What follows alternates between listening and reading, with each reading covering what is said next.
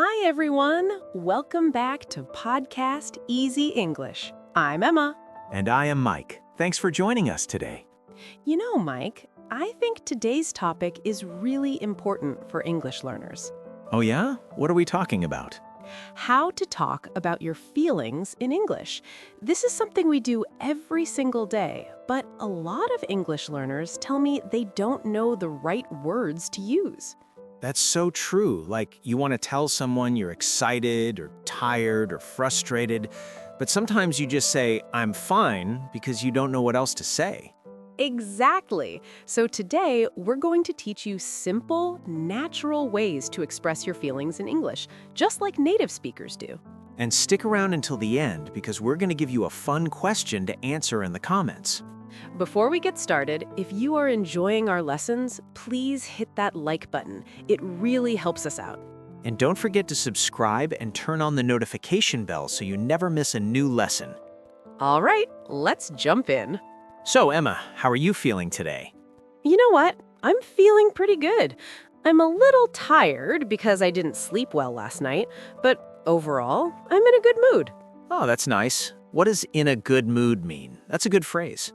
Yeah, in a good mood means you're feeling happy and positive. For example, I'm in a good mood today because the weather is beautiful. Right, and the opposite is in a bad mood, right? Exactly. If someone is in a bad mood, they're feeling grumpy or unhappy. Like, my boss was in a bad mood this morning, so I didn't talk to him. That's smart. Don't bother people when they're in a bad mood. Yeah. So, Mike, when was the last time you were in a bad mood? Probably yesterday. I was stuck in traffic for an hour, and I was really frustrated. Oh, frustrated. That's a great feeling word. Mike, can you explain that one? Sure, frustrated means you feel upset because something isn't going the way you want. For example, I'm frustrated because my computer is so slow. Perfect example. And honestly, I think everyone feels frustrated sometimes, especially when learning a new language. Oh, absolutely. Learning English can be frustrating. But it can also be exciting, right? Totally. Exciting means something makes you feel happy and energized. Like, I'm so excited about my trip to New York next week. Ooh, that does sound exciting. I'd be excited too. Okay, so let's start with positive feelings.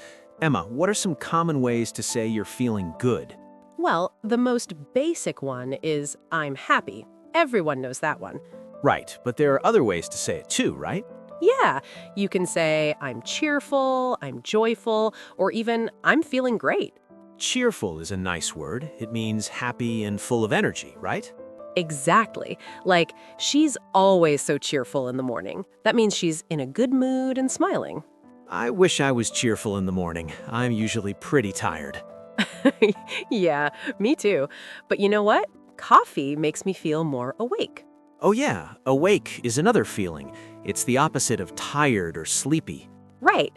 I feel awake and ready to start the day. Nice. What about when something really good happens, like better than just happy? Oh, then you might say I'm thrilled or I'm overjoyed. Thrilled means extremely happy or excited, right? Yes. For example, I'm thrilled that I passed my English exam. That's awesome. I'd be thrilled too.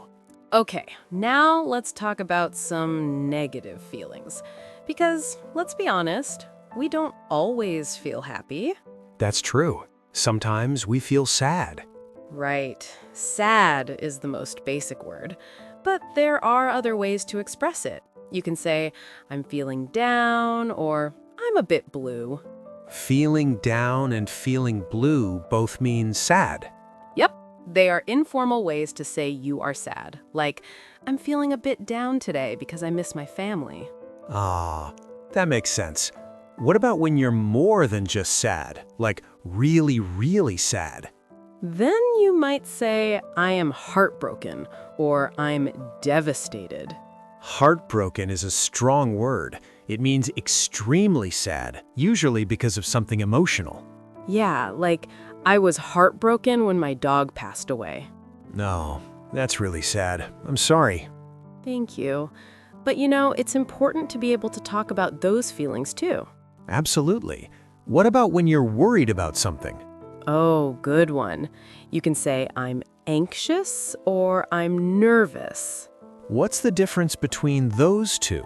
They are very similar. Anxious means you're worried or uneasy about something. Nervous is similar, but it's often used when you're worried about a specific event. For example, I'm nervous about my job interview tomorrow. Right, and you might say, I feel anxious about the future.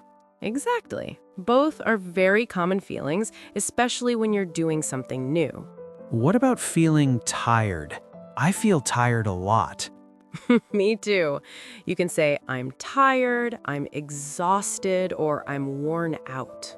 Exhausted means really, really tired, right? Yes, like I'm exhausted after working a 12-hour shift. Wow, yeah, that would be exhausting. And worn out means the same thing. I'm worn out from all that exercise. Got it. What about stress? That's another big one. Oh, yeah. You can say, I'm stressed or I'm stressed out. They mean the same thing. Stressed means you feel pressure or worry because you have too much to do. Right. For example, I'm really stressed about this project at work. That's so relatable. I think a lot of people feel stressed these days. Definitely. And if you're extremely stressed, you can say, I'm overwhelmed. Overwhelmed means you have so much to do that you don't know where to start. Exactly. I'm overwhelmed with all my responsibilities. Yeah, I have felt that way before. All right, what about when something unexpected happens? How do you talk about that? Oh, you can say, I'm surprised or I'm shocked. Right. Surprised means something happened that you didn't expect. Like, I was surprised when I got a promotion. Nice. And shocked is even stronger. It means you're very surprised, sometimes in a bad way. Yeah, I was shocked when I heard the news. What about when you don't understand something? Then you might say, I'm confused. Confused means you don't understand or you're unsure about something. For example, I'm confused about this grammar rule. Perfect example. And it's totally okay to feel confused when you're learning English. Absolutely. We've all been there. Okay, let's talk about angry feelings. All right. So the basic word is angry, right? Yep, I'm angry. Means you are mad about something. But there are other words too, like annoyed or irritated. Right. Annoyed means a little bit angry, usually about something small. For example, I'm annoyed because my neighbor is playing loud music. And irritated is similar. It means bothered or annoyed. Yeah, I'm irritated by all these interruptions. What if you're really, really angry? Then you might say, I'm furious or I'm livid. Those are strong words. Yeah, they mean extremely angry. Like, I was furious when someone scratched my car. Ooh, yeah, I would be furious too. All right, Mike, I think we've covered a lot of feeling words today.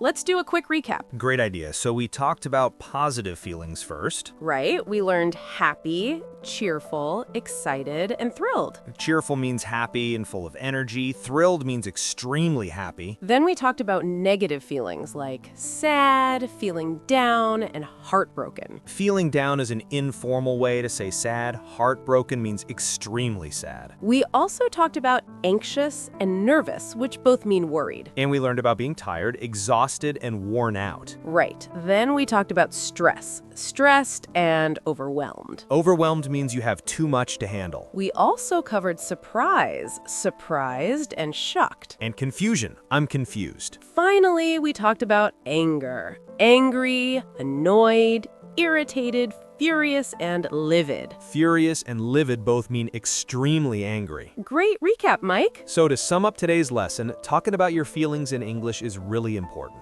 It helps you connect with people and express yourself clearly. And remember, you don't always have to say, I'm fine. There are so many words to describe how you really feel. Exactly. Start using these words in your daily conversations and you'll sound more natural. And don't worry if you make mistakes. That's part of learning. All right, now it's your turn. We have a question for you. Here's today's question. How are you feeling right now? Write your answer in the comments using one of the feeling words we learned today. For example, you can say, I'm feeling excited because I learned new vocabulary today. Or, I'm feeling a bit tired, but I'm happy I watched this lesson. We'd love to read your answers, so don't be shy. And try to use full sentences. It's great practice. Well, that's it for today's lesson. Thanks so much for watching. We really appreciate you being here and practicing your English with us. If you enjoyed this video, please give it a thumbs up and share it with your friends. And don't forget to subscribe to Podcast Easy English so you don't miss our next lesson. Keep practicing, and remember, you're doing great. See you next time.